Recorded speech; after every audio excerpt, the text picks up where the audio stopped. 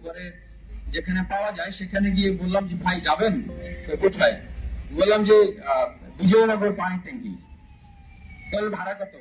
বললেন যে ভাই 250 টাকা। আমি বললাম যে ভাই এত টাকা ভাড়া, আমি তো যখন গিয়েছি আমি তো এত টাকা দিয়ে যেতাম না, আমি তো সর্বোচ্চ 150 টাকা 160-170 টাকা। তখন উনি বললেন যে ভাই আমি আপনাকে চিনি। আপনি যে কিভাবে চেনেন? ভাই আপনি গণ অধিকার পরিষদের অফিসে যাবেন। আমি যে ভাই গণ অধিকার পরিষদের অফিসে যাবো, আপনি কিভাবে চিনলেন আমাকে?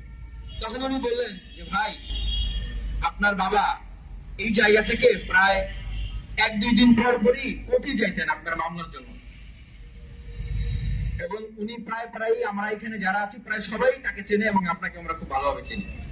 যে এত দিন উনি এই জায়গা থেকে এই বাইকগুলোতে উবারে করে কোর্টে গিয়েছেন, আমরা সবাই পরিচিত, তাকে চিনি এবং আপনাকে চিনি।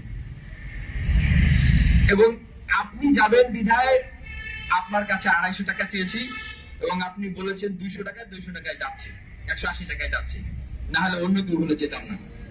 এই কথাটা বলার উদ্দেশ্য হচ্ছে যে এই যে আমরা যারা রাজপথে প্রতিবাদ করি, আমরা যারা দেশের জন্য কথা বলি, দেশের স্বাধীনতা সার্বভৌম দেশপ্রেমকে এই তরুণরা আমরা যারা হৃদয়ের গভীর থেকে সত্যিকার অর্থেই ধারণ করি, আমরা যারা সরকারের কাছে, সরকারের পয়সার কাছে, সরকারের ক্ষমতার কাছে, সরকারের লোভের কাছে আমরা যারা বিক্রি হই না, তাদেরকে কিভাবে দমন পীড়ন এবং নির্যাতন চালানো হয়।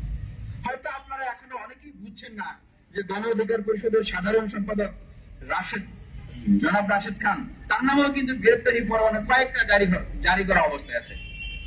এগুলো আসলে কেন করা হচ্ছে? আপনারা যদি খেয়াল করে দেখেন যে এই গণ অধিকার পরিষদের, এই ছাত্র অধিকার পরিষদের রাজনীতিতে এদেশে একটি সংগ্রামী চরিত্র রয়েছে। এই ছাত্র অধিকার পরিষদ, গণ অধিকার পরিষদ, যুব অধিকার পরিষদ, শ্রমিক অধিকার পরিষদের রাজনীতির এই দেশে একটি আবশ্যীন চরিত্র রয়েছে, যেই চরিত্রটিকে এই সরকার ভয় পায়। জাতীয় পার্টিকে কেনা যায়, তারা সরকারের কাছে হাত পাতে, আসন ভিক্ষা চায়। শাহজাহান ওমরের মতো নেতাদেরকে কেনা যায়, সৈয়দ ইব্রাহিমের মতো নেতাদেরকেও কেনা যায়, বর্ষিয়ান নেতারাও কুরবানির গরুর মতো দর দামে ওঠে, কিন্তু এই তরুণ ছাত্র নেতারা তাদেরকে কেনা যায় না। আপনারা জানেন নির্বাচনের আগে আমাদেরকে অফার করা হয়েছিল, শুনেছেন অনেকবার। এদিকে আমাদের নেতৃবৃন্দদেরকে চাপ প্রয়োগ করা হচ্ছে যে তোমরা নির্বাচনে যাবে কি যাবে না, তোমাদেরকে নিবন্ধন দেওয়া হবে, পয়সা দেওয়া হবে, এমপি মন্ত্রী বানিয়ে দেওয়া হবে, আর যদি না যাও তোমাদের যে মামলা দেওয়া হয়েছে তোমাদেরকে জেলে পড়া হবে। আমার বাবা যখন আমার সাথে সাক্ষাৎ করতে গিয়েছিলেন, তিনি অনেক কৌশলে সেই কথাগুলো আমাকে বললেন।